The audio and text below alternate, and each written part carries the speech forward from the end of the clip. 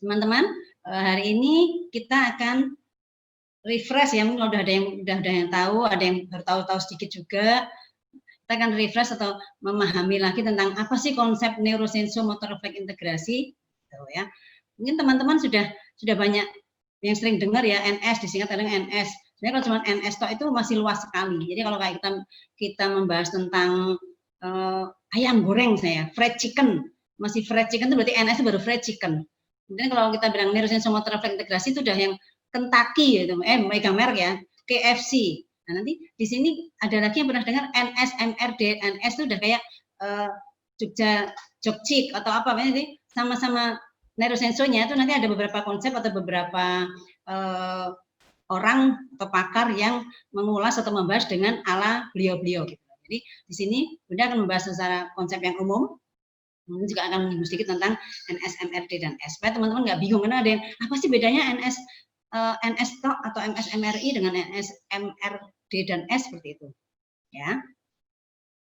Jadi memang kasus anak berkebutuhan khusus atau ABK itu anak berkebutuhan khusus ya, bukan anak buah kapal ya teman-teman. ABK, kalau kita fisioterapis pediatri udah tahu singkatannya ya, jangan sampai salah. Jadi pada kasus gangguan perkembangan atau pada anak berkebutuhan khusus itu pasti akan terjadi gangguan di neurotransmitternya, gangguan di sistem koneksi maupun sistem di saraf pusatnya. Nah, dari sudut pandang konsep NS-MRI ini, di sini akan mengulas gimana sih kita membenahi sistem persarafannya seperti itu. Oke. Ya, seperti biasa, sebelum mulai materi Bunda pasti akan, ini ternyata nih memang pakemnya kan Bunda sudah lulus yang BNSP ya, harus memperkenalkan diri, walaupun tadi Pak Dama sudah memperkenalkan diri ya. Kenalkan sedikit lagi, saya namanya Novi. Mungkin tadi ada yang penasaran MR itu kiranya titel apa gitu ya, itu nama Bunda ya, Maduriana Rahmawati gitu, itu masih nama, bukan, jangan mental retarded ya, beda ya. Jadi nama Novi, Bunda di Jogja, aslinya tinggalnya di Jogja, kerja di 2 tempat ya, di Sarjito dan di klinik Diabetes Bunda Novi. Lanjut, nah sekarang kita mulai tentang NS, MRD, dan S. Ini yang teman-teman sering melihat atau sering dengar, neurosensomotor refleks integrasi seperti itu. Jadi kalau yang ini yang sering dengar ini NS, MRD, N itu masih dan, jadi neurosensomotor refleks development dan N synchronization ini dikemas atau di apa namanya ya, diolah, disusun, dikembangkan oleh Ibu Nawang Sasi almarhum. Ya, kalau teman-teman sudah tahu, ini beliau sudah memakai atau menggunakan metode ini sejak tahun 2009 di klinik beliau di PNTC. Sekarang juga masih ada PNTC-nya, dikembangkan oleh ponakan beliau, timnya beliau masih ada. Kemudian untuk pelatihan dulu juga pernah beberapa kali ada pelatihan yang untuk basic, yang basic waktu itu udah ada, maaf ini kepencet ya, basic ada 14 angkatan, dan Bunda juga dulu pertama kali tahu tentang yang neurosenso tuh dari dengar itu Bu Nawang, aku tanya, ikut aja Bu Novi pelatihan, Bunda ikut pelatihannya di Bu Nawang, nama pelatihannya itu yang basic itu lamanya 1 bulan ya teman-teman ya.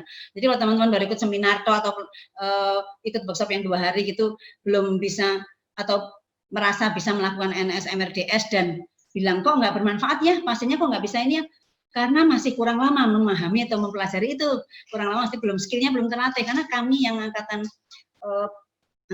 ikut pelatihan di Bu Nawang yaitu kita ikut pelatihan 1 bulan loh gitu. Jadi 14 angkatan itu masing-masing 1 bulan.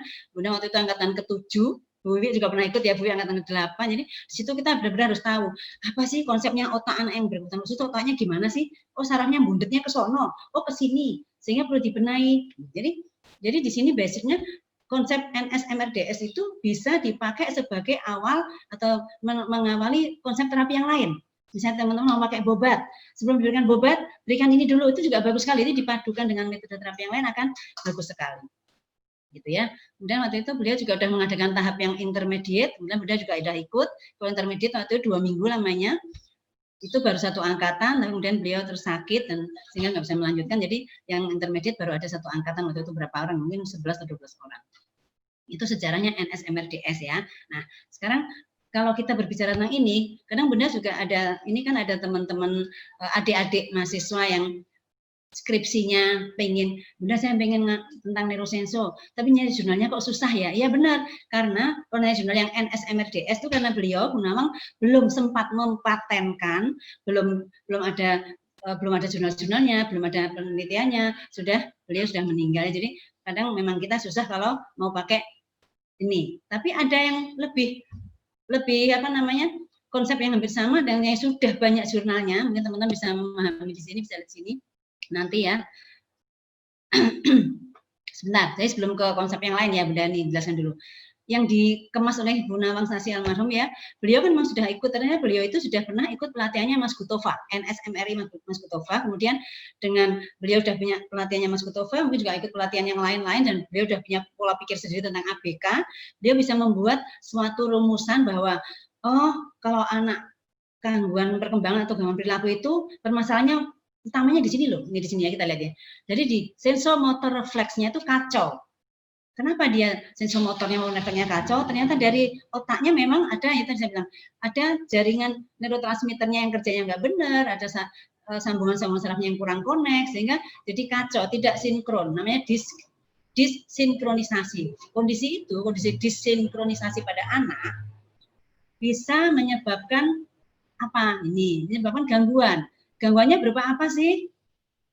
Kontak matanya, biasanya jadi nggak ada kontak mata, terganggu ya, atensinya, konsentrasinya, pola geraknya, tonus ototnya, itu semua bisa terganggu hanya karena ini disinkronisasi dari sensomotor refleksnya. Jadi pada semua kasus ABK pasti akan terjadi disinkronisasi. Artinya apa? Ya itu tadi, saya bilang, kasus cerebral palsy, kasus Down syndrome, kasus delay development, kasus autis, hiperaktif, semua kasus gangguan perkembangan itu pasti akan ada disinkronisasi. Sehingga bisa kita ini kan ya, kita simpulkan bahwa semua kasus ABK itu perlu disinkronkan. Karena dia disinkronisasi, perlu disinkronkan. Dengan apa? Nah, ini kita sini. Ya, jadi dari bagan ini bisa terlihat bahwa kalau anak yang mengalami disinkronisasi akan ada gejala-gejala yang tampak ya, karena tadi ada gangguan di kontak mata, atensi dan sebagainya tadi yang di tabel ini sebenarnya.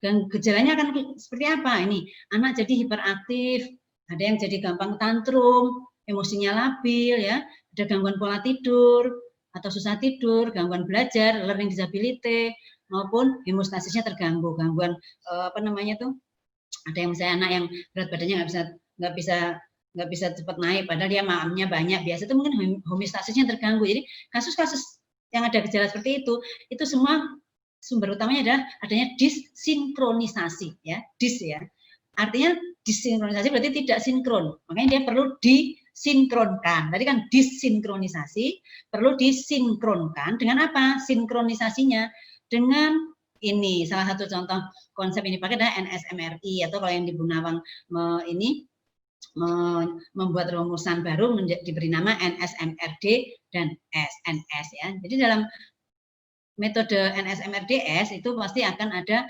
penataan atau pensinkronan sensomotor refleks. Sehingga setelah diberikan neurosensomotor refleks integrasi, kita harapkan gejala-gejala yang ada tadi menjadi hilang atau akhirnya anak menjadi normal. Dan kalau teman-teman bisa membayangkan ya, saya udah pernah loh punya pasien yang gangguan perilaku, saya berikan NS, kok nggak ada perubahan ya? Jadi yang kita tanyakan adalah bukan jangan langsung nyalakan metodenya, konsepnya. Pasti metode atau konsep itu sudah dibikin, itu pasti akan ada manfaatnya. Cek dulu apakah Anda teman yang mengatakan tadi, fisioterapis tadi, sudah pernah ikut pelatihan NSMRDS. Pelatihan maksudnya diajari skillnya yang benar ya, cara yang benar ya. Maksudnya pelatihan di sini Bunda juga nggak memaksa harus pelatihan yang bersertifikat. Tapi misalnya pernah main ke tempat klinik tertentu, misalnya di klinik Bunda atau di kliniknya misalnya Bu Wiwi atau kliniknya yang di Surabaya ada Pak Amin, di Solo ada Pak NTC, pernah di situ dan mengikuti magang praktek dan sebagainya sehingga benar-benar bisa melakukan dengan benar. Itu kalau melakukannya dengan benar, itu pasti kalau nanti dia melakukan terapi NS pada anak ABK pasti akan ada sesuatu yang bermakna perubahannya. Pertama, jadi skill terapisnya harus benar.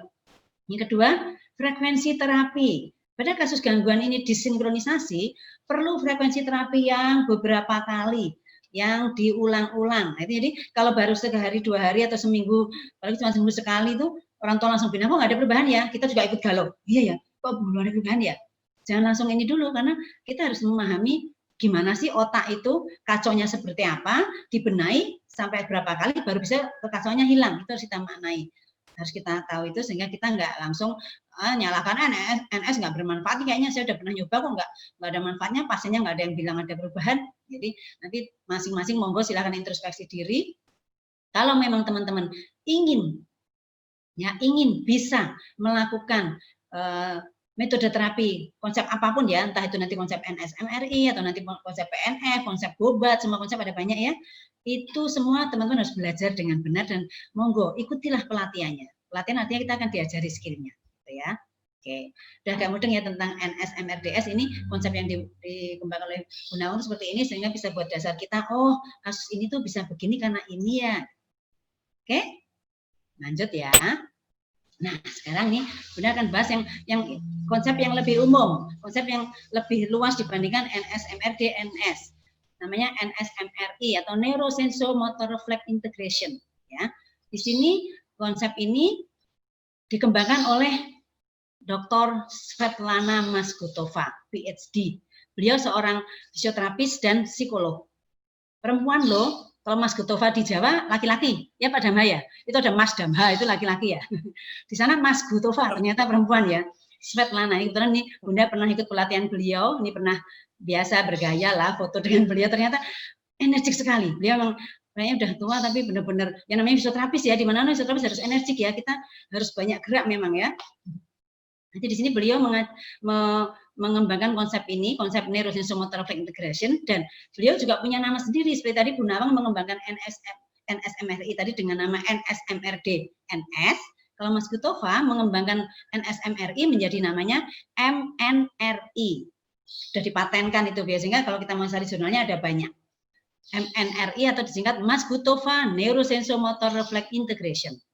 Jadi konsep ini oleh beliau pertama kali digunakan untuk mengatasi atau untuk membantu kasus-kasus brain injury. Pada waktu itu tahun berapa ya, udah lupa ada ininya. Waktu itu ada terjadi perang dunia, perang di negara beliau. Banyak tentara-tentara yang korban dari perang tersebut jadi cedera otak, ini menjadi kayak kalau kita lihat kayak hemiplegia gitu ya, ada hemiplegia, ada gangguan sehingga jadi orangnya yang kayak diajak omong nggak nyambung. Jadi beliau Mas Gutova tadi memantau, oh ini yang bermasalah di otaknya ini. Kemudian beliau langsung mempelajari, semakin mengembangkan NSMRI tadi, berarti perkembangan otak dari orang yang tercedera otaknya ini tadi, kita lihat langsung dari basicnya, oh refleks-refleksnya kok jadi begini ya, jadi berubah ya, kita benahi semua seperti itu. Akhirnya beliau dengan berfokus pada mekanisme perkembangan dan pembelajaran gerakan secara natural tadi, memberi nama MNRI, bisa membantu kasus-kasus dengan brain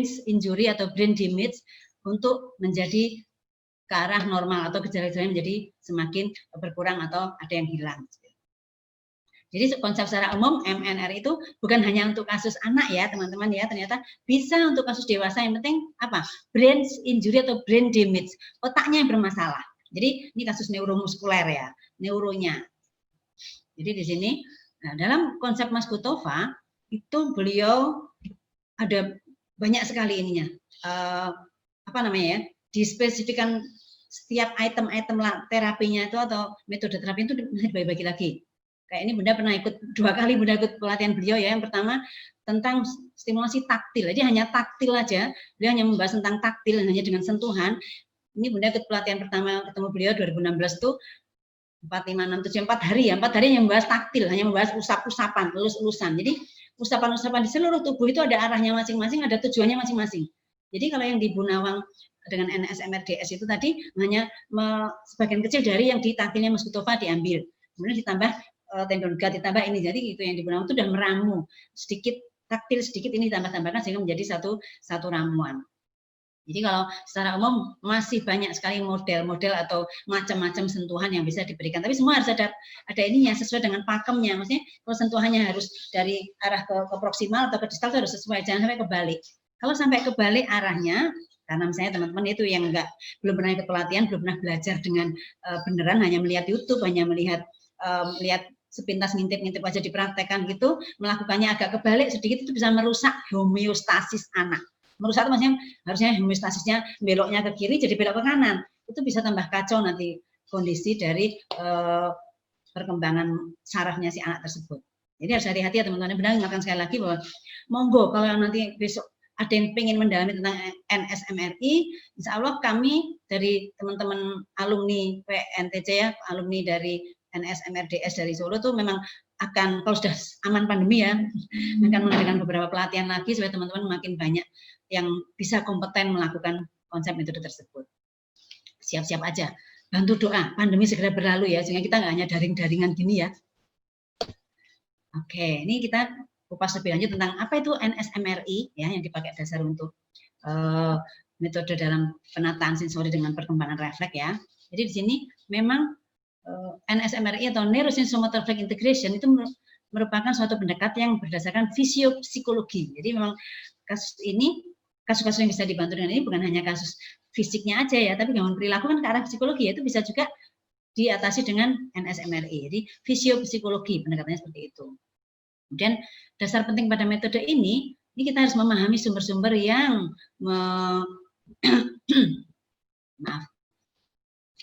maaf ya, Bunda pamit minum sebentar ya. Monggo, Bun. Kering Pak Damha. Yeah. Lanjut ya. Jadi sumber-sumber yang mendukung pada perkembangan gerakan yang utama. Apa itu namanya? Yang di sini di dalam NSMRI disebutkan bahwa kita harus melibatkan, kita harus tahu bahwa perkembangan gerakan yang utama itu refleks ya. Bayi pertama kali kita lihat bayi yang baru lahir itu ada gerakan-gerakan itu bukan gerakan yang suka-suka dia, yang disadari oleh dia, tapi gerakan refleks. Jadi di sini refleks di sini Mas Kutufa itu sangat mendalami atau mengupas tentang refleks, berbagai macam refleks yang mungkin teman-teman belum pernah dengar. Itu refleks apa ya? Refleks apa? Karena beberapa refleks yang beliau bahas itu belum pernah terjamah oleh ahli medis yang lain atau dokter-dokter jarang mengungkapkan itu atau membahas itu, tapi ada yang tersebut. Jadi refleks itu yang beliau memberikan nama dengan lifelong refleks atau refleks yang mempengaruhi program motorik yang bersifat genetik dan digunakan seumur hidup. Jadi bedanya dengan refleks primitif, jadi beliau akan memahami juga kita harus tahu tentang refleks primitif dan refleks seumur hidup atau lifelong refleks, gitu ya. Cuman kalau kita bayangkan bedanya ya, kalau refleks primitif atau refleks pada bayi itu kan begitu bayi lahir langsung ada, pada umur tertentu akan hilang atau mereda. Kalau beliau bilang, maksudnya bilang bukan hilang, semua refleks itu nggak ada yang hilang, tapi ada yang mereda dan berubah menjadi lifelong refleks ini. Nah, kalau sudah jadi berubah menjadi lifelong refleks, refleks yang seumur hidup, dia akan membantu menata homeostasis tubuh kita dan bisa menjaga perilaku kita menjadi benar. Kalau lifelong refleksnya ada yang kacau, ada yang error, itu nanti perilaku orang tersebut atau orang tersebut akan menjadi kacau atau menjadi sesuatu yang berbeda. Jadilah dia ABK, anak berkebutuhan khusus. Karena loh kok gini ya? Kok nggak bisa diem ya? Muter aja, jalan terus. Kayaknya perilakunya kayaknya cuma sepele ya. Anak itu nggak bisa diem ya. Jadi kalau kita udah mempelajari lifelong reflex, oh ternyata refleks centering dia belum jalan. Refleks centering itu apa? Oh refleks yang buat dia diem, dia berhenti di tengah seperti itu. Ini nanti di belakang kan benda bahas sedikit. Hanya sedikit ya, karena ini kita hanya introduction. Besok kalau mau ikut pelatihan atau kita mengupas di suatu pelatihan, dia akan lebih kita kupas lagi. Oke, jadi refleks tersebut memang harus kita pahami. Jadi selalu ya, kemudian selalu banyak mengupas tentang refleks untuk kasus hubungan perkembangan. Kita kalau tahu tentang refleks primitif, kita bisa membantu mendeteksi sedini mungkin adanya kemungkinan akan delay development. Ya, mungkin kalau yang pernah ikut Mbak Pia yang kemarin satu atau mungkin webinar PFAB yang dulu masih ingat Bunda pernah membahas tentang refleks primitif pada bayi pada umur segini, misalnya umur 3 bulan misalnya. 3 bulan tuh harusnya refleks primitif masih ada apa sih? Oh, geras refleks pada tangan. Dan itu pun udah umur 3 bulan, geras refleks tangan tuh harusnya sudah mulai mengendor. Ya, karena sebulan mesti misalnya gini, 1 bulan genggamnya segini, 2 bulan segini, 3 bulan udah segini. Itu misalnya kita udah hafal patokan itu, begitu kita lihat pasien umur 3 bulan, kok genggamnya masih gini ya, masih kayak anak 1 bulan ya masih kencang sekali, dibuka susahnya langsung genggam lagi. Aduh, gitu kan sudah warning ini. Siapa tahu nih anak ini umur badannya memang 3 bulan, tapi ternyata perkembangan kematangan otaknya setara dengan anak umur 1 bulanan ini. Jadi kalau kita udah tahu gitu, hati-hati, bisa berisiko anak ini akan delay development. Gimana caranya biar nggak delay development? Ayo kita bantu mematangkan refleks primitifnya. Jadi kalau teman-teman ketemu dengan bayi, dengan pasien bayi yang misalnya mau pijat bayi ke teman-teman ya, monggo sebagai fisioterapis kita jangan gengsi ya, nggak usah malu dikatakan tukang pijat, biarin aja mereka bilang apa, mereka akan tahu bedanya tukang pijat yang fisioterapis sama tukang pijat biasa ya. Kita kenalkan bahwa ini kita mau memberikan stimulasi taktil, kita memberikan stimulasi perkembangan dan sebagainya. Walaupun kadang bilang, oh mau dipijat ya? Iya, saya pijat sedikit, tapi nanti nggak hanya pijat Ibu, ada stimulasi taktilnya, ada stimulasi kita. Baru kita munculkan, kita kenalkan kalimat-kalimat, kata-kata yang lebih ilmiah di bidang fisioterapi, supaya orang awam bisa membedakan, oh gitu ya, beda ya Bu, beda. Jadi kadang dengan kita memahami refleks primitif, kita bisa tahu kapan refleks primitif hilang, kapan kok belum hilang, kenapa ini kok begini, kemungkinannya anak ini akan delay development apa tidak ya, seperti itu. Oke, nah ini kita lebih tahu lagi tentang lifelong reflect. Jadi ini refleks-refleks yang mengiringi kita, mengiringi individu seumur hidup dan memberikan pengaruh besar pada perkembangan struktur dan fungsi tubuh. Ya, jadi ada kontrol postur, koordinasi gerakan, sensory integration dan sensomotor integration. Itu fungsinya atau manfaat dari refleks lifelong reflect. Jadi di sini kita lihat di sini statement dari Mas Kutova bahwa kematangan refleks juga dipengaruhi dari perkembangan dan fungsi otak, ya. Jadi sangat berpengaruh. Kalau otaknya bermasalah, kita ketemu dengan bayi yang waktu kita tanyakan riwayat lahirnya bagaimana Ibu? Oh, dulu nggak langsung nangis nggak? Enggak Ibu, agak lama baru nangis. Kita udah bisa bayangin bayi itu mengalami fase hipoksi. Kalau anak mengalami fase hipoksi, berisiko otaknya ada sesuatu nih. Ada sesuatu, cek aja refleksnya. Ada yang masih dominan nggak ya? Nah, gitu. Jadi kalau udah pola pikir kita seperti itu, kita bisa sedini mungkin bisa memahami anak ini berisiko perkembangannya terganggu, berisiko permasalahan yang ini seperti itu. Okay? Dan kalau teman-teman sudah tahu tentang refleks lifelong reflect tadi ya, kalau lifelong reflect ini kalau dia tidak sinkron kerjanya atau belum matang, itu akan kelihatan di perilaku anak. Emosinya jadi nggak stabil, perilakunya jadi yang kayak kelihatannya kayak malas-malesan atau yang nggak bisa diem, yang nyil-nyilan apa yang kayak orang ini nakal sekali sih. Mungkin itu hanya ada gangguan kematangan refleks primitifnya di otaknya ada yang belum matang. Jadi bisa kita bantu dengan stimulasi taktil di neurosensomotor reflex integration. Lanjut ya. Nah ini dan mengenalkan sedikit tentang macam-macam lifelong reflect ya, supaya teman-teman sekedar tahu. Untuk memahaminya besok kalau kita mau belajar lebih lanjut, mari kita pelajari ya. Ada contoh refleks gravitasi. Ini gambar ini yang orang berdiri tegak itu ada refleks gravitasi, itu garis lurus red yang lurus ke bawah itu refleks gravitasi itu harus ada. Namanya lifelong reflect itu refleks yang harus ada dan mengikuti kita atau mengikuti seorang individu sampai tua, sampai seumur hidupnya harus ada. Yang kedua ada grounding reflect. Grounding reflect itu apa? Hampir sama dengan sepintas hampir sama kayak refleks gravitasi ya, tapi nanti ada bedanya. Kenapa? Kalau refleks gravitasi kan hanya lurus di tengah ini, ada garis tengah ini. Kalau grounding reflect itu luasnya atau jangkauannya dari grounding reflect adalah seluas dari tubuh si anak tadi. Misalnya ini anak berdiri begini tegak ya, grounding reflexnya adalah ini, selebar kakinya, misalnya kaki berdiri selebar bahu ya selebar itu tuh grounding reflect anak. Kalau dia berubah posisi duduk, nanti otomatis mulai dari pantat sampai ke ujung kaki yang nempel di tanah atau nempel di permukaan bumi itu merupakan grounding reflect anak tersebut, gitu ya. Kemudian ada yang ketiga ada refleks stabilitas.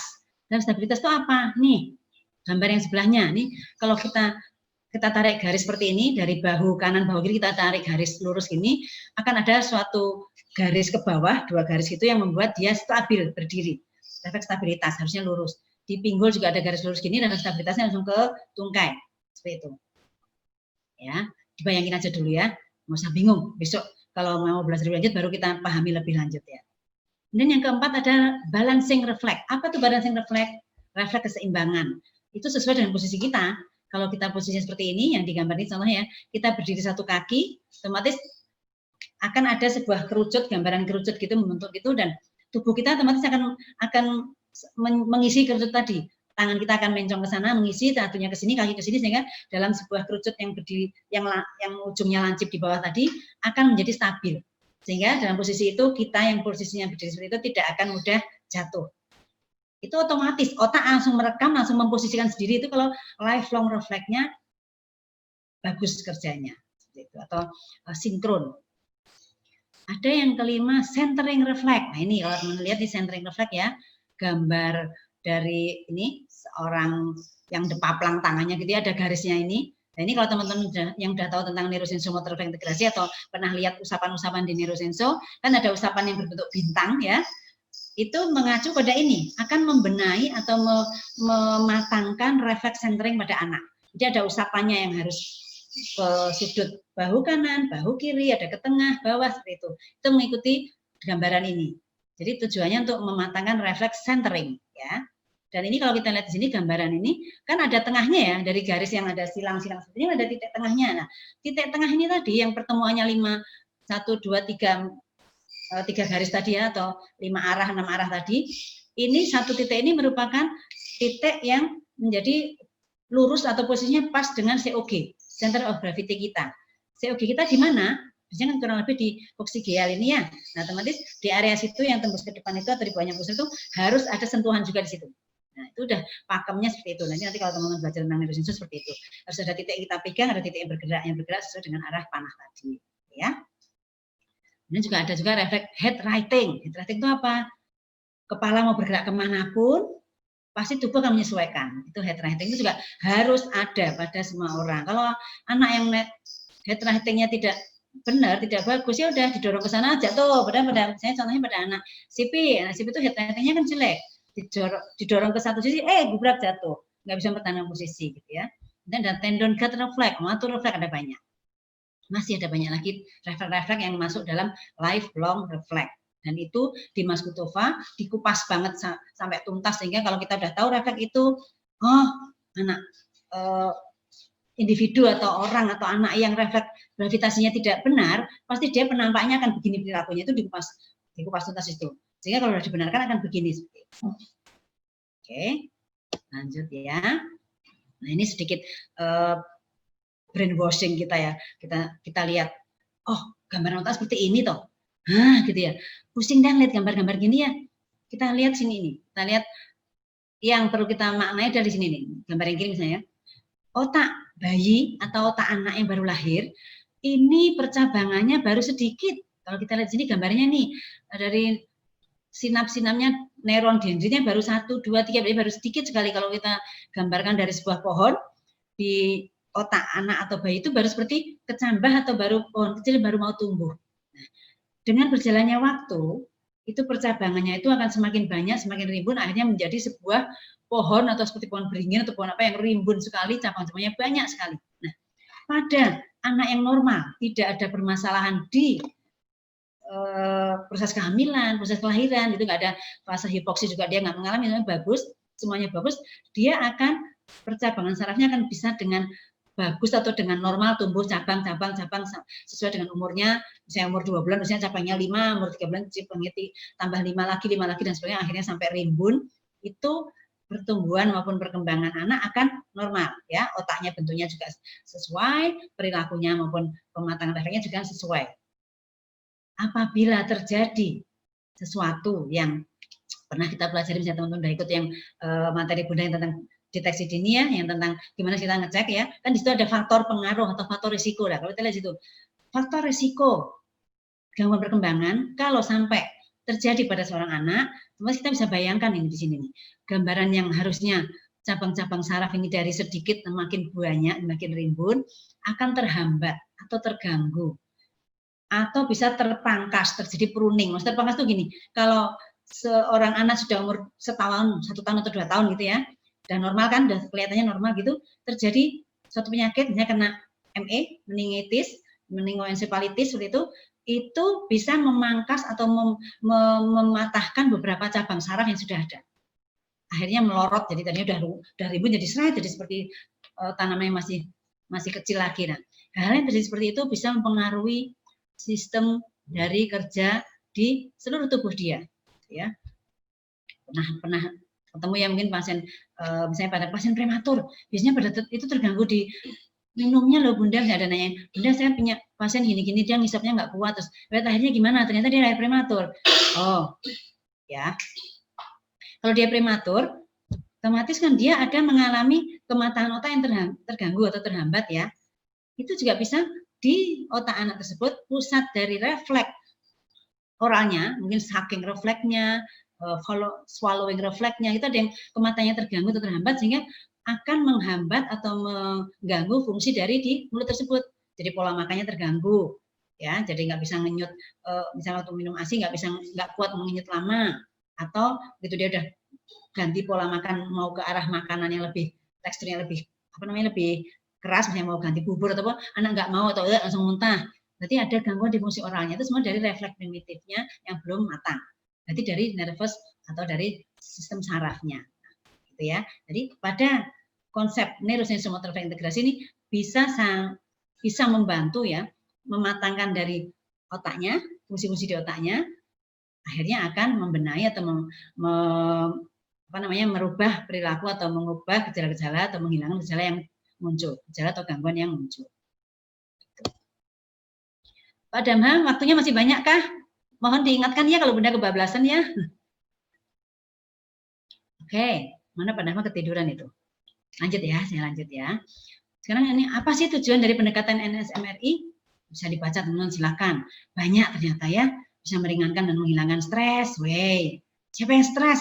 Monggo dilakukan neurosenso, stimulasi taktil, bisa nyaman sekali karena prinsipnya gini ya teman-teman ya. Pada semua kasus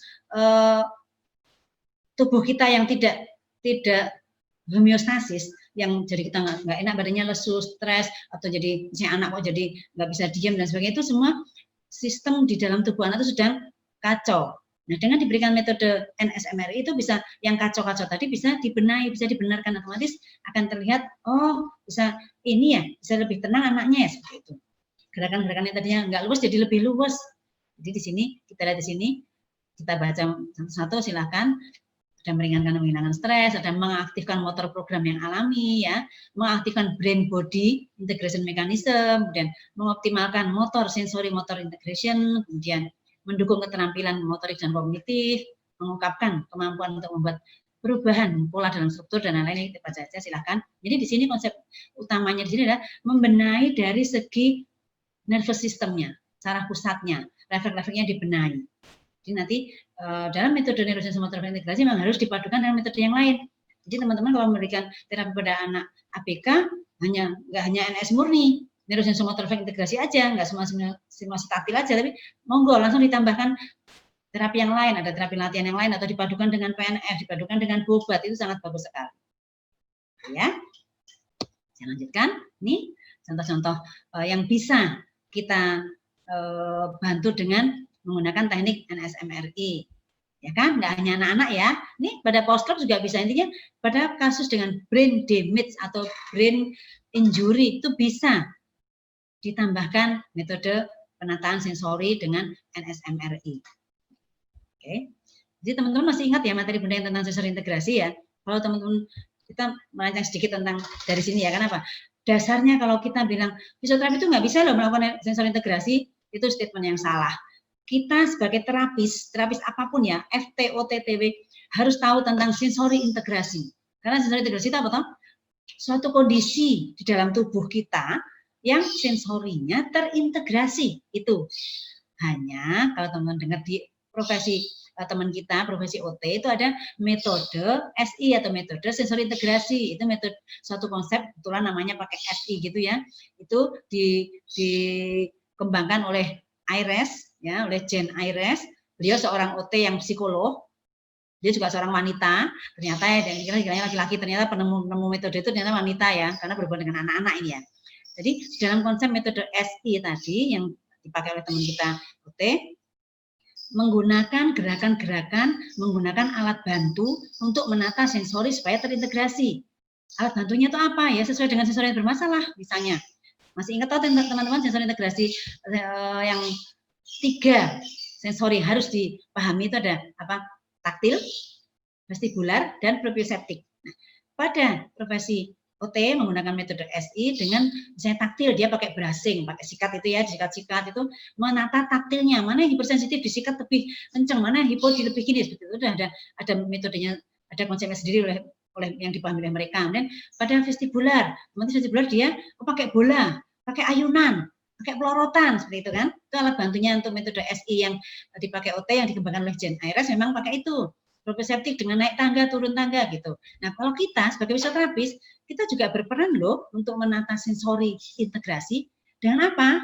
Ini dengan konsep neurosensomotor refleks integrasi ini sebenarnya kita membantu menata sensori supaya terintegrasi dengan refleks primitifnya kita tata, yang dominan kita redakan, refleks lifelong refleksnya kita munculkan seperti itu ya. Ini sekedar membuka wawasan teman-teman bahwa nggak usah ikut galau kalau dikatakan bisa tapi itu nggak boleh SI loh. Boleh loh, kemudian sekarang langsung sengaja tak katakan itu berperan loh di metode untuk menata SI tadi dengan apa? Dengan neurosenso, nggak dengan ayunan, nggak, tenang aja, kita nggak akan merebut alat kamu ya. Sebenarnya kalau alat ayunan dan sebagainya itu juga sebuah alat aja, mau dipakai oleh siapapun, asal dia kompeten juga boleh loh ya. Kayak teman kita kan ada ya Mbak Putri, Bu Putri itu, Pak Yahdi itu seorang fisioterapis. Tapi beliau sudah mengikuti pelatihan SI di luar negeri sana, di mana Singapura masalah. Beliau sudah kompeten, sudah certified, bisa, boleh melakukan di ruang itu, di ruang SI tadi boleh. Cuman kita di sini biasanya ada ya statement seperti itu. Kadang kalau ini ya kita memaklumi aja, kalau yang sangat gitu berarti dia pemahamannya kurang gitu aja. Oke, lanjut lagi ya. Nah ini benar gambarkan metode NSMRDS yang diramu oleh Ibu Nawang almarhum ya. Jadi beliau seperti ini meramunya.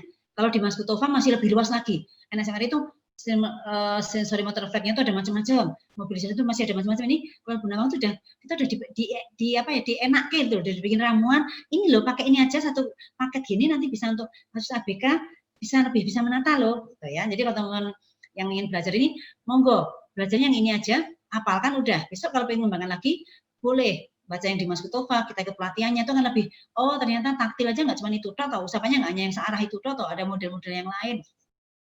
Ini Bunda akan bahas sedikit tentang yang dikembangkan oleh Ibu Nawang almarhum ya. Dia mengembangkan bahwa dalam konsep NSMRDNS itu ada satu sensory motor reflex stimulation, berupa apa? Berupa tactile stimulation, kemudian ada facial release stimulation, ada tendon gut stimulation, itu untuk sensory motor reflex stimulation-nya. Kemudian ada lagi, beliau menambahkan setelah itu lanjut diberikan mobilization dan facilitation ya. Dengan apa? Terang mobilization, jadi ada gerakan terangnya, shoulder girdle mobilization, ada pelvic-nya dan sebagainya ya. Dan tambahkan juga patterning. Patternnya berupa apa saja? Ada rolling, gripping. Mungkin teman-teman ada yang pernah dengar ya. Ini bisa dilakukan atau bisa diberikan ke kasus ABK sesuai dengan kebutuhannya, sesuai dengan kasusnya. Yang terakhir beliau menambahkan ada PMA. Nah, kalau teman-teman ingin memahami lebih lanjut, kalau di Mas Kutova itu patterning itu ya ada pelatihannya sendiri, 4 hari ikut patterning aja. Udah ikut yang stimulasi taktil itu yang 4 hari, cuma taktil itu ikut 4 hari pelatihannya waktu itu pas beliau ke Indonesia. Dan teman-teman jangan selalu membayangkan kalau pelatihan itu ada sertifikat IV-nya enggak ya. Kalau teman-teman udah memikirkan aku pengen menambah skill, udah ikut pelatihan-pelatihan itu, misalnya kayak pelatihan yang Mas Kutova tadi ya, udah sertifikatnya adalah sertifikat dari Mas Kutova Institute. Malah lebih keren loh, misalnya kayak mungkin teman-teman juga pernah dengar ada konsep tapping ya, NMT. Di NMT juga mereka mengeluarkan ini sendiri, sertifikasi sendiri. Mr. David Bloch sebagai penemunya tadi, beliau ada institutnya di sana, otomatis di Indonesia kalau kita menggunakan pelatihan, teman-teman kalau ikut pelatihan, kalau pelatihan tersebut kita daftarkan ke IV, SKP IV berarti bisa dapat 2 sertifikat SKP IV dan sertifikat sertifikat dari NMT Institute seperti itu. Kalau kayak NMT kami biasanya sudah kerjasama dengan IV sehingga kita daftarkan. Jadi kalau teman-teman nanti tahu atau pengen ikut pelatihan yang Mas Kutova, jangan berharap pada SKP IV-nya ya, karena yang mengelola dari ini bukan seorang fisioterapis, malah psikolog yang di Jakarta sana sebagai tangan kanannya beliau itu, dia seorang psikolog, dan begitu beliau datang ke Indonesia akan ada pelatihan-pelatihan itu minimal 4 hari ya pelatihannya, satu konsep, satu metode taktil 4 hari, udah ikut yang taktil, udah ikut yang facial release juga 4 hari. Itu pesertanya beliau nggak membatasi harus profesi apa, yang penting orang tenaga kesehatan, dia utamakan kesehatan karena selalu mempelajari tentang otak. Jadi waktu Bunda ikut itu ada dari banyak psikolog ya, karena beliau juga psikolog, OT, FT, kemudian ada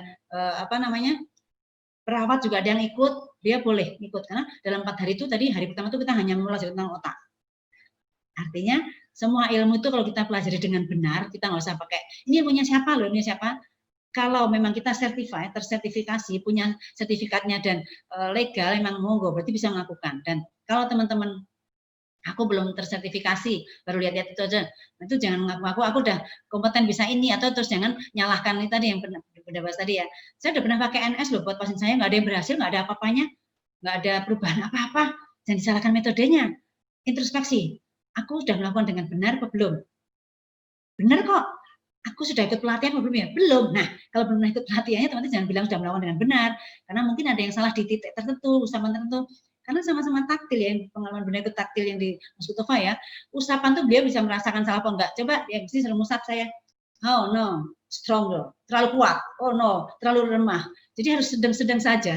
Tapi hari ini nanti Bunda akan di materi ini Bunda akan bahas sedikit tentang stimulasi taktil yang mungkin teman-teman sudah sering melihat, dan Bunda juga udah ada nanti kalau pengen lihat lebih lanjut ininya videonya udah Bunda masukkan di YouTube Bunda. Ini teknik-teknik stimulasi taktil ini akan Bunda kupas sedikit dengan hanya praktek ala daring ya teman-teman ya.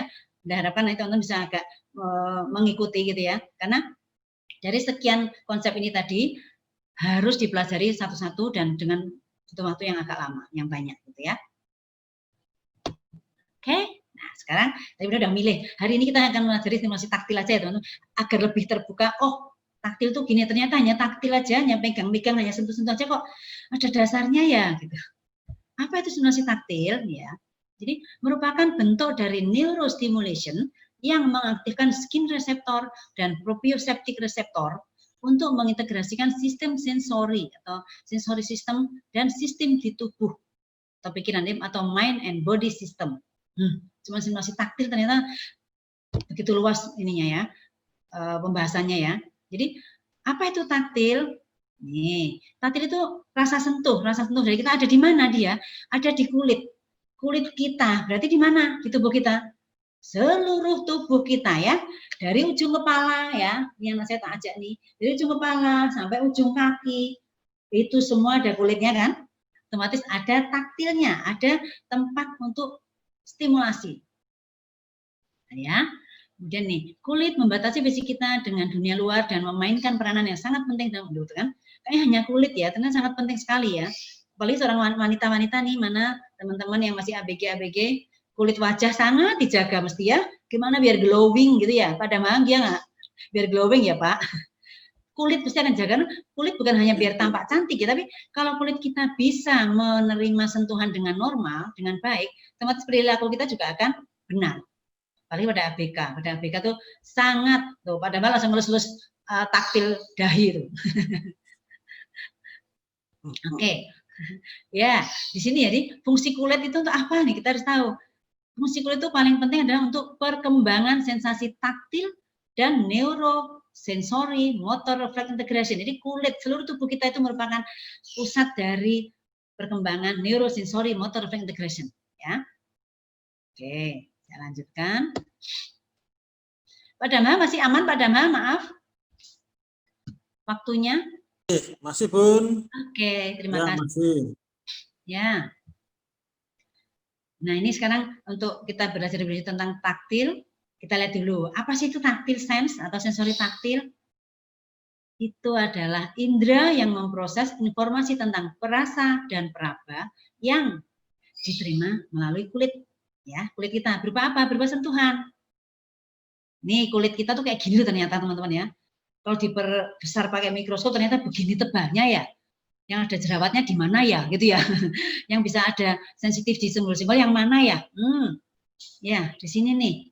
Ternyata dalam kulit kita ini ada berbagai macam, nih ada sensori, ada kapiler darahnya, ya ada rambut, ada kelenjar minyak, ada kelenjar ini, maaf, sentuh ya. Nah, ini jadi di sini sumber dari stimulasi yang masuk ke tubuh kita melalui sini, melalui kulit. Nah, sekarang kita pahami dulu tentang manfaat sentuhan itu untuk apa sih ya. Kulit kita ini bermanfaat untuk menerima sentuhan. Ada dua macam manfaat sentuhan ya. Yang satu, yang pertama untuk sebagai perlindungan atau apa? Protektif. Apa itu perlindungan? Oh, ini nih. Oh ya, ini kulit kita itu menginformasikan adanya sesuatu yang berbahaya. Tuh, ternyata bisa ya. Sesuatu yang berbahaya atau yang menyenangkan.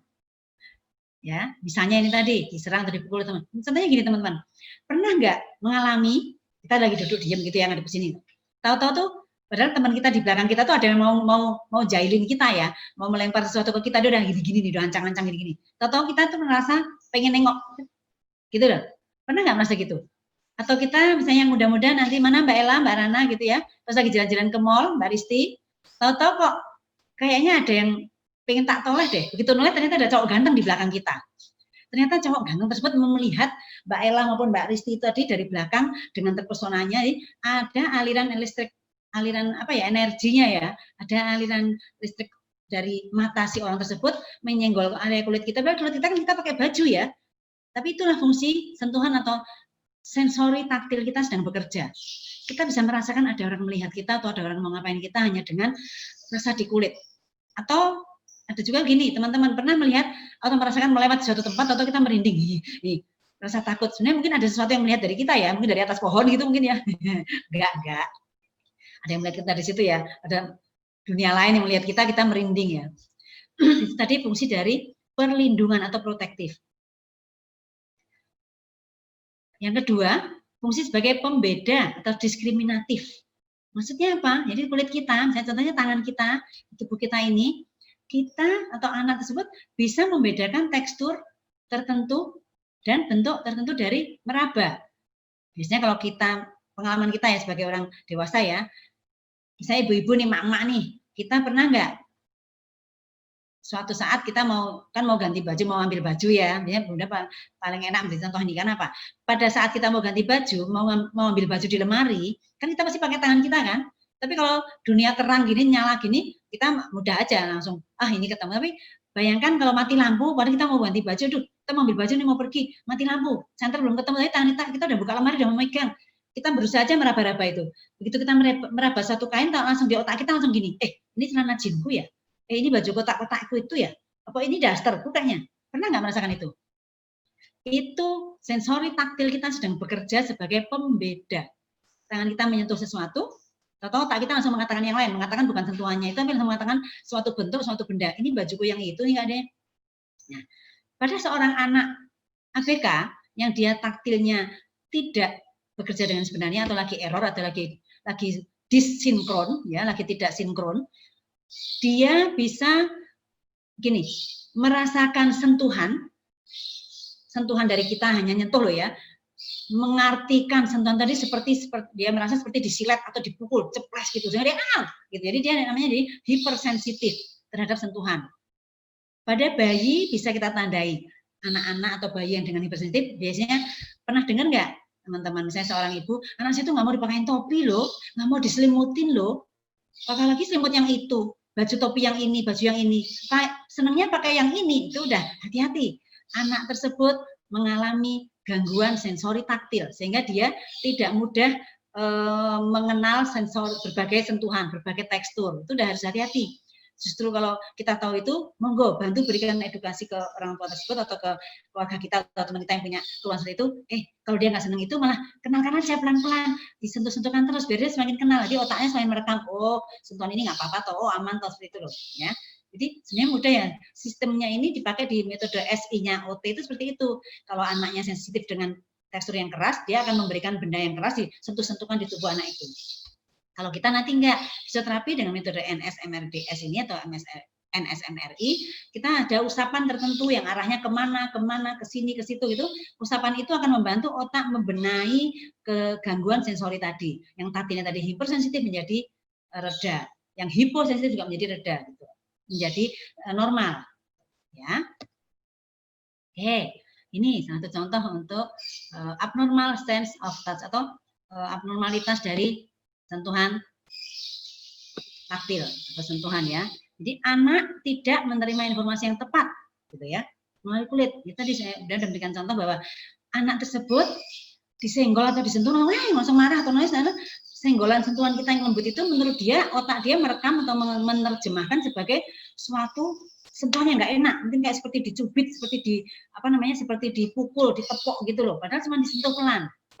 Jadi kalau mungkin pernah dengar, pernah lihat seorang anak atau seorang guru TK di guru sekolahan gitu yang menceritakan anak itu tuh suka lebay loh, suka manja apa bisa acting apa ya, masa cuma saya menyentuh sedikit dia teriak-teriak, dia bu guru nak mukul aku. Itu kadang hati-hati, bukan mungkin nggak sekedar murni anak itu manja atau anak itu apa namanya mau memfitnah gurunya gitu ya, mungkin dia mungkin ada gangguan di tadi, ada gangguan di sensori taktilnya, ada taktil defensesnya dan sebagainya. Jadi kadang kalau kita sebagai fisioterapis kita langsung memahaminya gitu, oh gini apa ya, ini ya, jadi yang nggak murni hanya dilihat dari luarnya, oh dia mesti manja, dia ini aleman aja nggak mau disentuh, oh ini seperti itu ya. Jadi pada anak dengan abnormal sense of touch atau gangguan sensori taktil, biasanya dia akan merasa tidak aman atau takut pada situasi yang tidak dia kenal, ya. Bisa mudah dilihat misalnya gini, seorang anak, saya orang tua bilang, anak saya itu kalau tak ajak ke tempat baru, ke tempat kerumunan orang banyak, tahu-tahu langsung meluk mamahnya, diem aja nggak mau ini. Bukan dia penakut, kalau anak-anak nggak ada kata takut loh harusnya. Tapi kita harus waspadanya langsung berpikir gini, anak yang seperti itu, yang tidak mudah beradaptasi dengan lingkungan baru, dia pasti ada gangguan di refleks primitifnya atau ada gangguan di apa namanya lifelong refleksnya, kematangan otaknya, mungkin taktilnya bermasalah, mungkin proprioseptiknya bermasalah, vestibularnya seperti itu, ya. Jadi pola pikir kita sekarang udah mulai berubah ya teman-teman, yang melihat anak perilakunya kok begini tuh langsung jangan mikirkan yang enggak yang secara psikologis. Kita karena fisioterapis, ini pasti ada fisiknya yang berubah nih, ada yang terganggu nih. Jadi pada hal tersebut kita harus membenahi semua kasus seperti ini yang gangguan sensori ini bisa kita bantu dengan stimulasi taktil atau metode neurosensomotor reflex integration. Ya, jadi akhirnya anak yang ada gangguan sensori taktilnya tadi jadi kurang percaya diri, ya, karena dia selalu menanggapi suatu sentuhan atau suatu kondisi itu dengan yang tidak enak, tidak menyenangkan, sehingga dia lebih suka menarik diri, nggak bisa bergaul dengan anak banyak. Oke, nah ini tujuan dari stimulasi taktil. Ini udah ada contohnya. Nanti kalau untuk videonya kalau setelah sini kadang-kadang susah. Karena ini ya, karena loadingnya kadang susah. Nanti Bunda coba dulu ya. Kalau nggak bisa nanti teman-teman bisa buka di YouTube Bunda, ada video ini, video taktil ini di YouTube Bunda, ini ada YouTube Bunda Novi Hikmah. Monggo, silahkan. Jangan lupa di apa namanya Pak? Di subscribe ya. Lali Pak. Jangan lupa di subscribe ya, gitu ikuti. Karena teman-teman rekaman-rekaman dari webinar PFAI Bunda masukkan di situ loh di YouTube Bunda. Jadi kalau teman ketinggalan Mbak Pia 1, ketinggalan webinar PFAI gelombang 1 2, monggo bisa menikmati lagi di sana. Ya, ketinggalan yang kemarin Mbak Pia 2 yang dapat Damha ya, ada di sana, ada di YouTube Bunda. Silakan.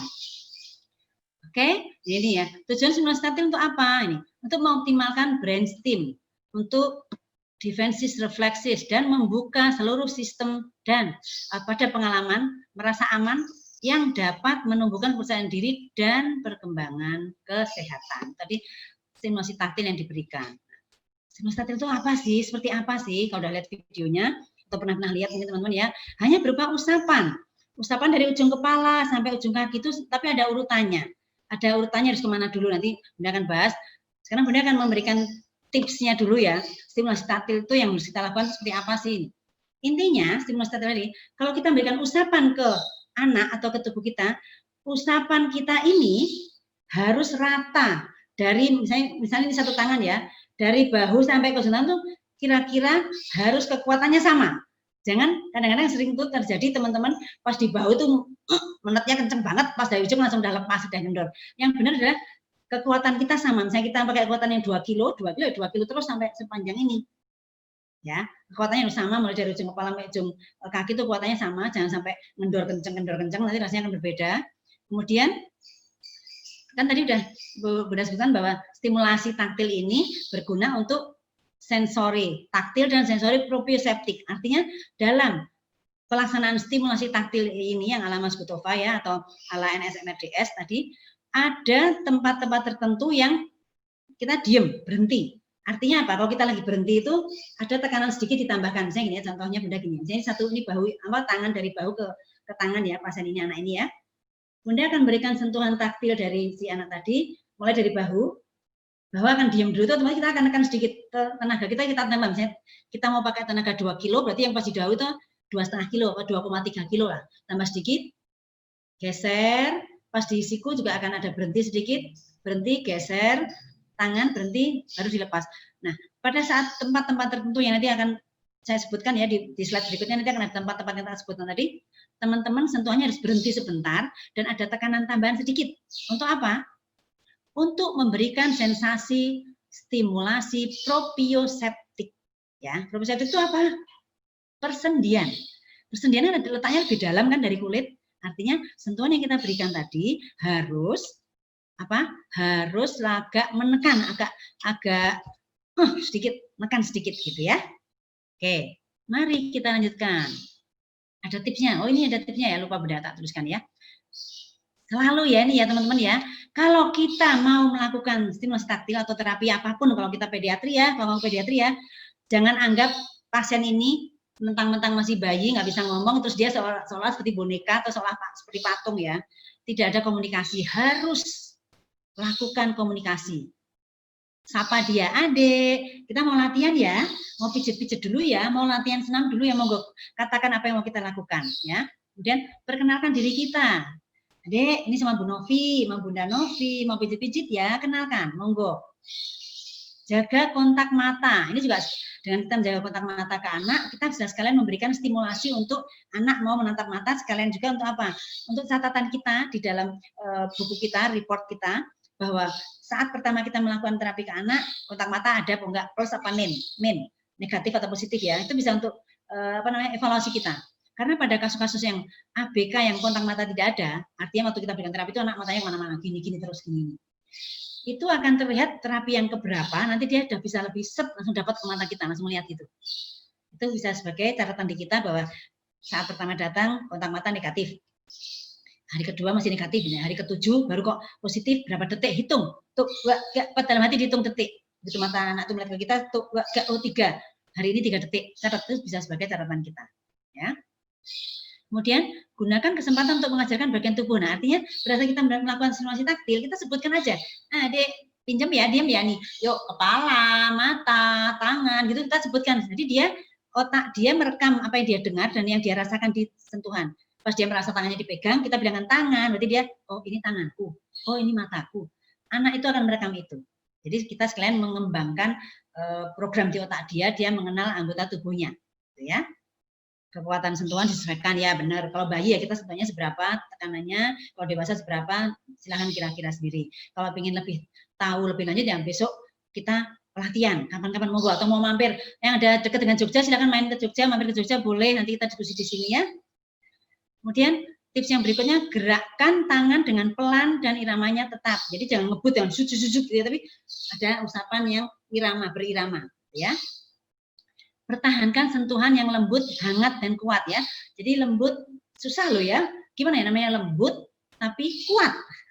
Nanti sambil belajar kita akan tahu.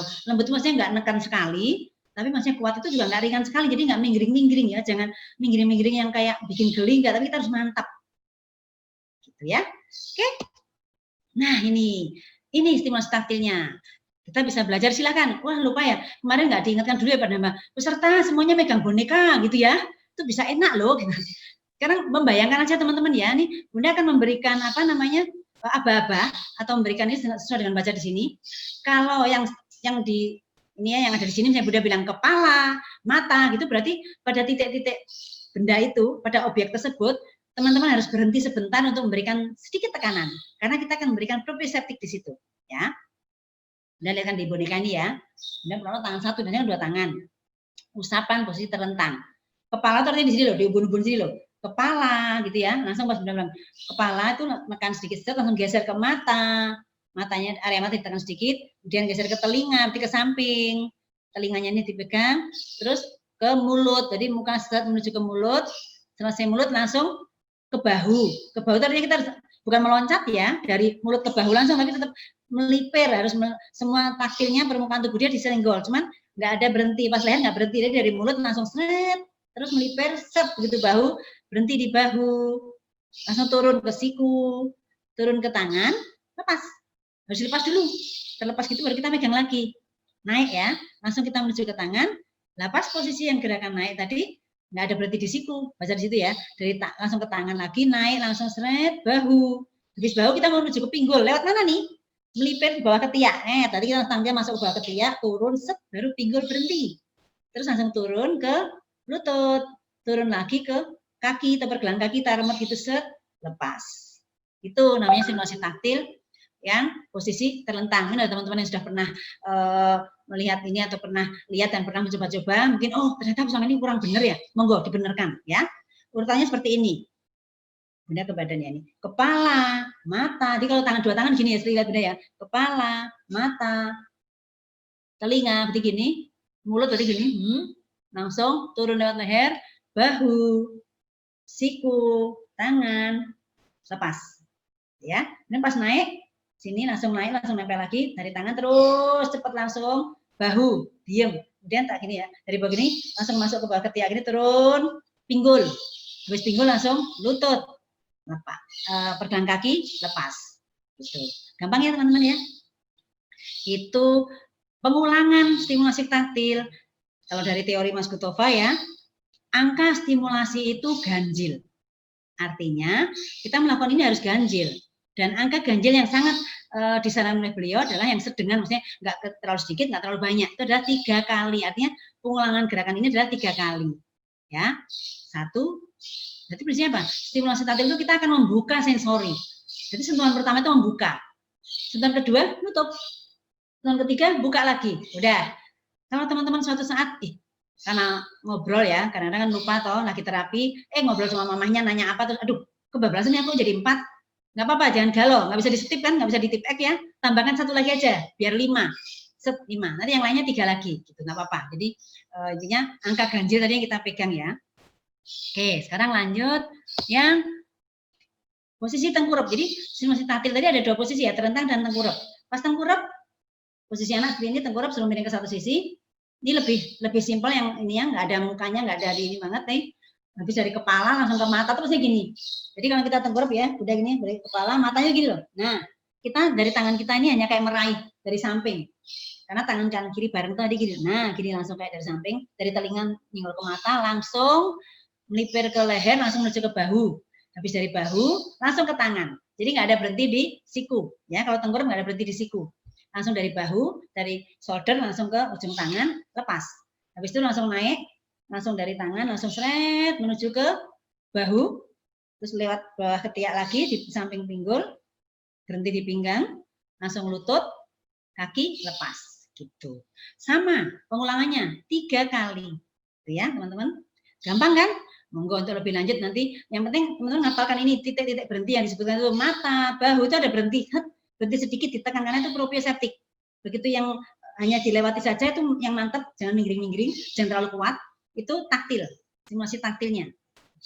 Cukup jelas ya, untuk lebih jelasnya nanti monggo silahkan disimak di YouTube atau nanti akan kami share di WA Group link YouTube-nya yang ada video taktilnya tadi, gitu ya. Nah, udah selesai ternyata Pak Damar. Monggo saya gunakan Pak Damar, terima kasih. Monggo Pak Damar. Ya, terima kasih Bunda Novi. Ini ada beberapa pertanyaan Bun.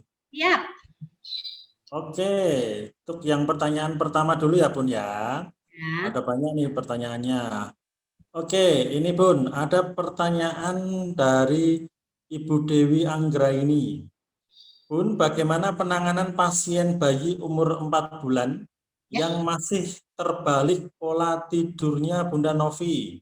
Siang tidur terus, malam bergadang dengan metode neurosenso. Monggo Bunda ditanggapi. Ya teman-teman. Pada kasus gangguan tidur ya, tadi kan udah lihat ya yang Bunda share tadi, gangguan pola tidur itu juga terjadi karena adanya disinkronisasi otak. Jadi otaknya nggak sinkron kerjanya. Si kerja listrik otak atau neurotransmitter tadi harusnya kalau yang benar itu gelombang yang pada saat malam hari yang gelap itu gelombangnya itu gelombang tenang, pada saat siang hari yang terang benderang semua pada melek itu gelombang yang bergerak gitu, sehingga pas gelombang tenang dia akan tertidur, pas gelombang gerak dia akan melek. Tapi pada kasus ini berarti ulah anak yang pola tidur masih terbalik, artinya dia masih ada ketidaksinkronan kerja dari listrik otak. Maksudnya gimana?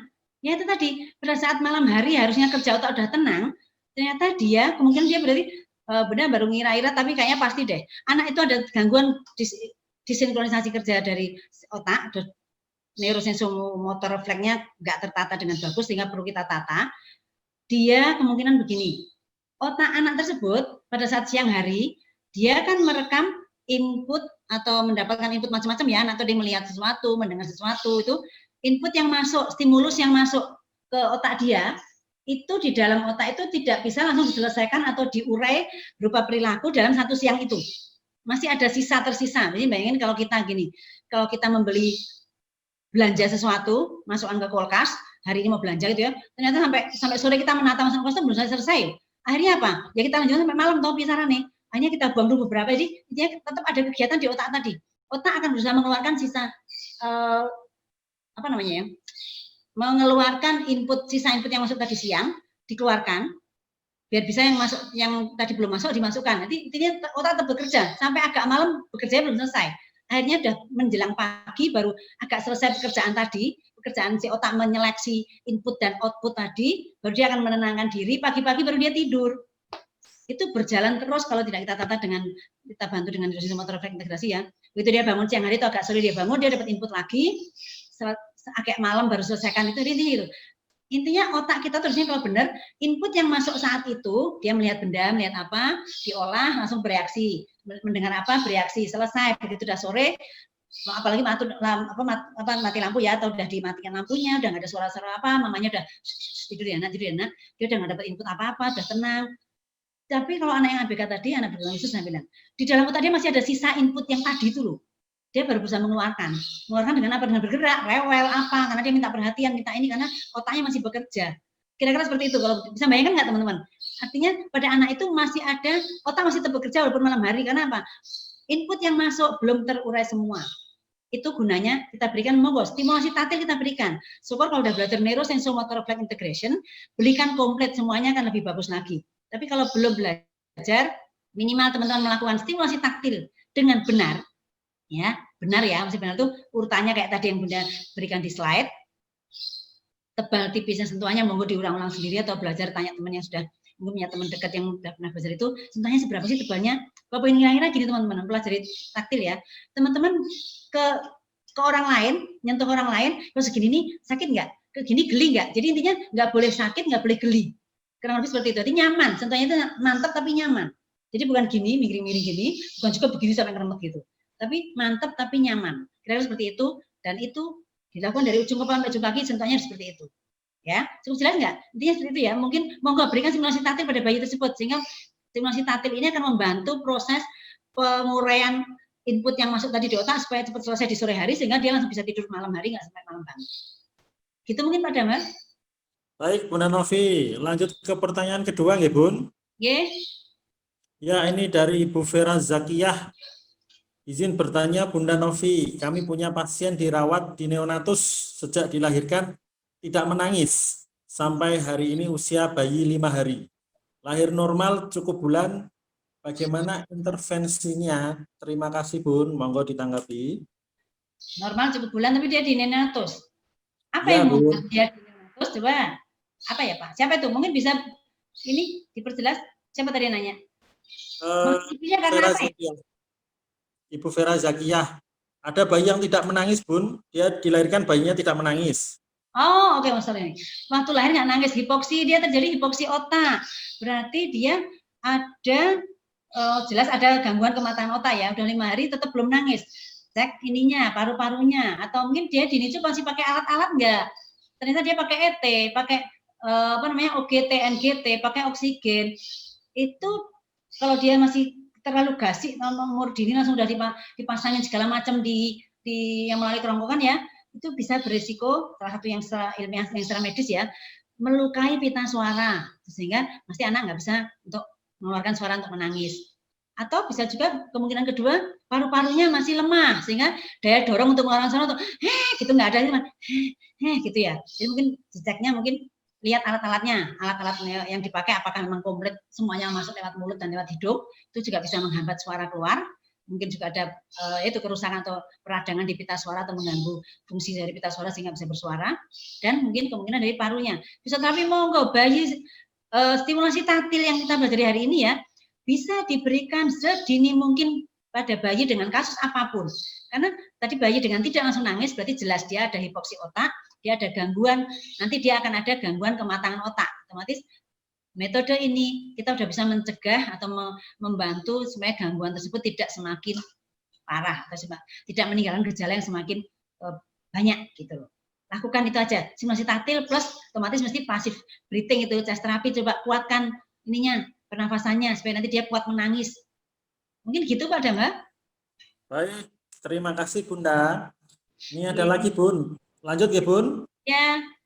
Ya, ini ada pertanyaan lagi Bunda dari Mbak Ade Fitri.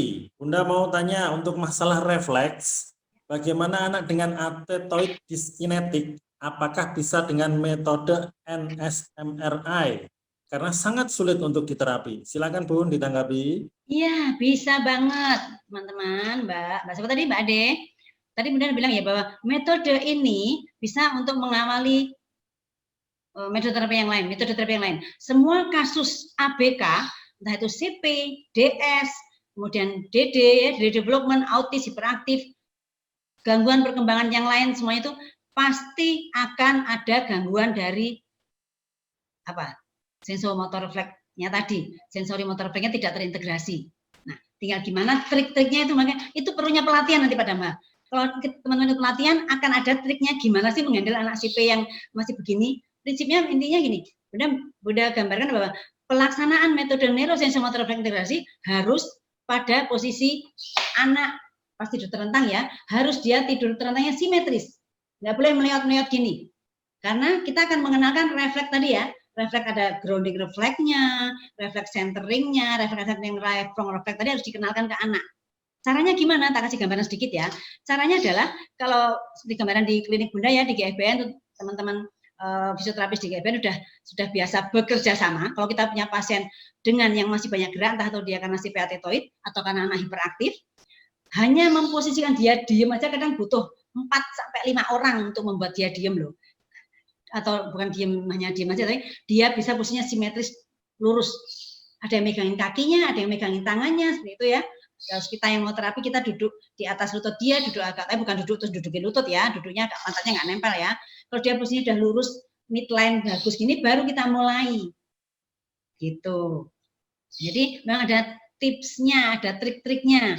Monggo kapan-kapan kita pelajari lagi. Tapi intinya kalau belum memungkinkan posisi itu tadi, posisi dia meluruskan tadi kan athetoid ya, terlalu banyak gerak ya. Kalau megangnya sendiri nggak ada teman, nggak ada asisten, hanya temannya adalah orang tuanya. Padahal kalau orang tuanya kadang nggak tega kan, malah jangan aja diapain ini. Dikiranya anaknya disekso ya, kok dikempit-kempit, dipiting gitu ya katanya. Nah, kalau kasus seperti itu, kita lakukan aja perbagian. Kita lihat anak itu athetoid tadi dia sensitivitasnya area mana. Misalnya gini, kesenggol baul, dia akan berubah posisi kalau kesenggol area tertentu, misalnya area kanan. Ya udah, ayo usap-usap aja area yang hipersensitif. Ya, jadi prinsipnya area yang hipersensitif, ayo berikan sentuhan taktil tadi, diulang-ulang, kenalkan. Jangan lupa diomongke yo, bilang apa? Adek, pinjam tangannya ya, mau tak elus-elus, mau tak usap-usap tangannya. Adek gitu, nggak apa-apa kok sambil kita memposisikan. Misalnya tadinya dia begini-begini, diulus pelan sampai diposisikan simetris ke bawah ke sini aja udah di sini tahan. Yang tadinya punggungnya beok-beok gitu ya, kita sentuh pelan-pelan sampai lurus. Jadi intinya tetap menuju ke posisi midline. Triknya setiap orang, setiap terapis pasti akan punya trik sendiri gimana ngatasi, tapi tujuannya penting sama. Tujuannya kita akan memberikan simulasi taktil tadi sesuai dengan pakemnya tadi urutannya, dan kita berikan posisi midline. Kenalkan, kita kenal posisi midline, posisi simetris. Gitu mungkin Pak Dhamma yang bisa Bunda ceritakan karena susah mempraktekannya ya. Ya, baik Bun.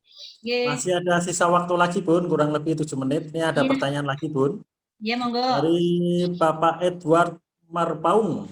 Bunda mohon izin bertanya, yang saya pahami sensoris bersifat subjektif, tergantung personal individu dan adaptasi terhadap stimulus dari lingkungannya. Untuk mengukur penataan sensoris pada tiap individu tersebut, apakah ada clue atau kata kuncinya Bun, atau patokan atau ukurannya supaya dapat tepat dalam memberikan stimulus tersebut sesuai kebutuhan dan takarannya? Terima kasih Bunda, mohon ditanggapi. Oke ya, kalau clue-nya yang pertama intinya gini, kalau teman-teman memahami tentang simulasi taktil ya, atau respon taktil pada tubuh yang normal adalah sentuhan taktil dari ujung kepala sampai ujung kaki harusnya sama responnya.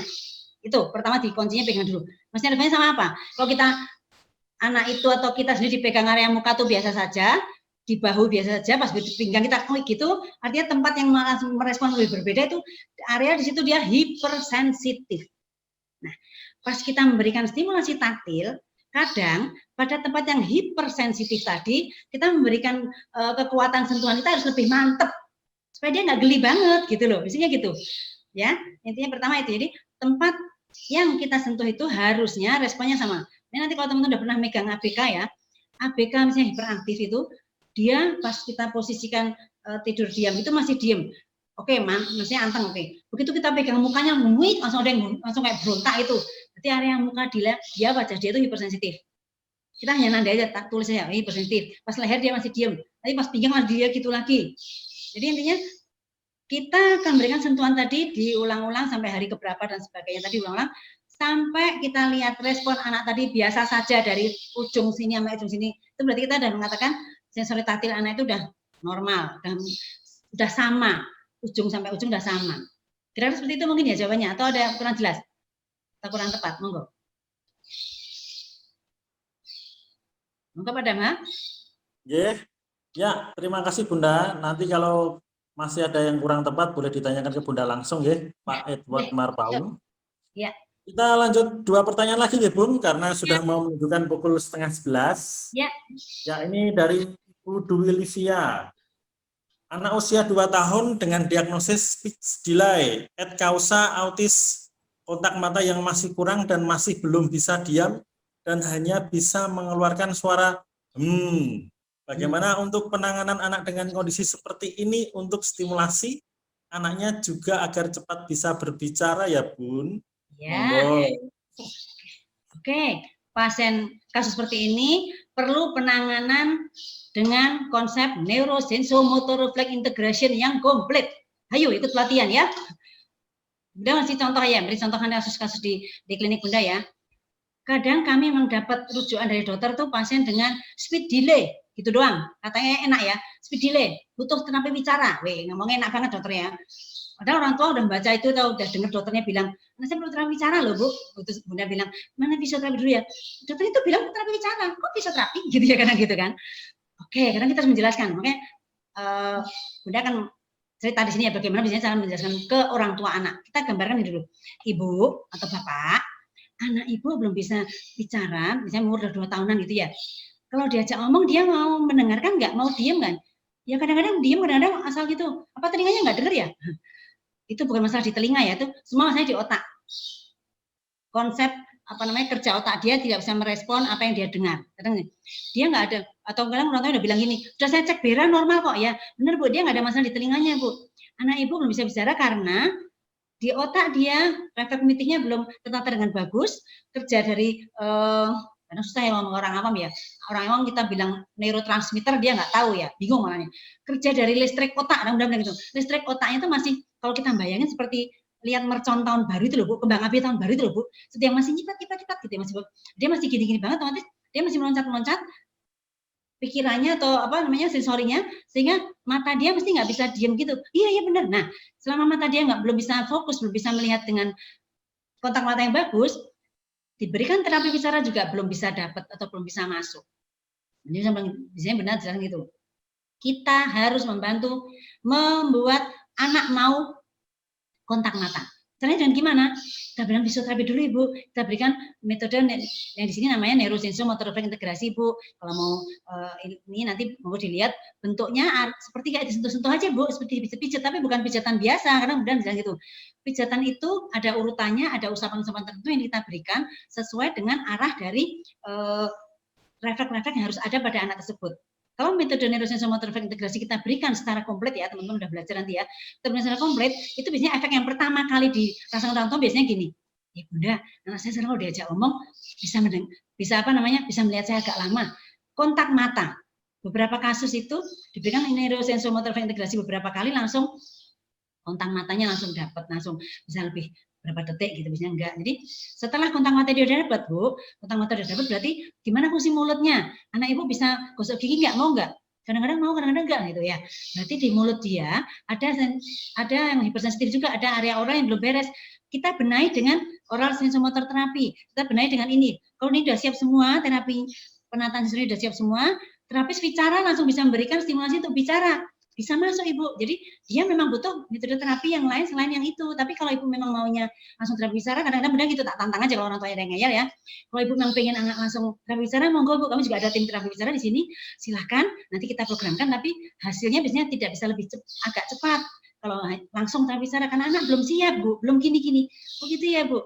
Baru kalau dia udah memahami itu, kita mulai dulu. Jadi basicnya ya kita, fisioterapis itu merupakan basic dari terapi ABK apapun, entah itu speed delay, autis, hiperaktif, fisioterapi dulu berperan. Kita refleks-refleksnya kita tata, neurotransmitternya kita benahi, neurosensomotor refleksnya kita integrasikan. Begitu udah terintegrasi, OT, SI-nya bisa masuk, TW bisa masuk, masih masuk itu masuk otak dia. Kalau enggak, hanya masuk lewat terapi yang dilakukan, bisa hanya kayak angin lalu aja. Mungkin gitu Pak Danwa.